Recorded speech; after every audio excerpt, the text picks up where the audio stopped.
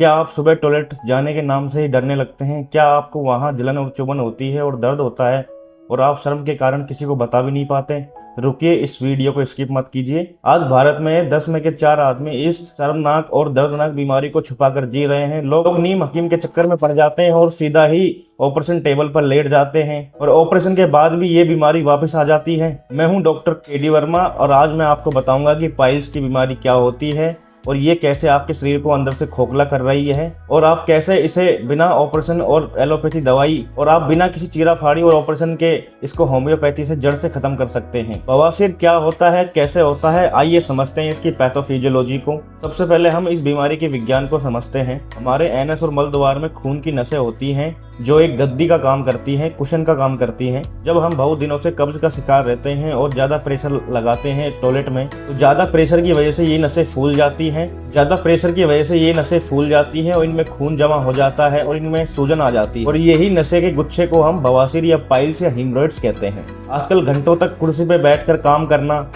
पानी कम पीना और ज्यादा फास्ट फूड और बाहर का खाना खाना, यही आज इसके मेन कारण बन चुका है। अब हम बात करते हैं इसे हम कैसे पहचानें, इसके क्या सिम्टम्स होते हैं, क्या इसके लक्षण होते हैं। मल द्वार से या लैट्रिन के रास्ते में बिना दर्द के चमकीला सा खून आना और ये खून बवासीर इंटरनल पाइल्स है। टॉयलेट करते समय कांच चुभने जैसा दर्द होना और घंटों तक जलन होना लैट्रिन के रास्ते में, ये बादी बवासीर होता है। मस्से का बाहर आना, मल द्वार के रास्ते में छोटी छोटी गांठें या फिर गुच्छे के समान महसूस होना और उस हिस्से में लगातार खुजली बने रहना और गीला रहना। अब हम बात करते हैं अगर ये बीमारी लगातार चल रही है और इसको आप इग्नोर कर रहे हो तो इसके क्या क्या खतरनाक नतीजे हो सकते हैं। लगातार खून बहने से शरीर के अंदर खून की कमी या एनीमिया हो सकता है। मरीज पीला पड़ जाता है, जरा सा चलने में सांस फूल जाती है, शरीर में कमजोरी आ जाती है, शरीर सूखने लगता है और अगर मस्से बाहर आ जाएं, सूजन हो जाए और वहाँ नसों के गुच्छे बन जाएं, खून जम जाए तो यह बहुत तेज दर्द का कारण बनता है और बहुत दिनों तक दर्द लगातार रहता है।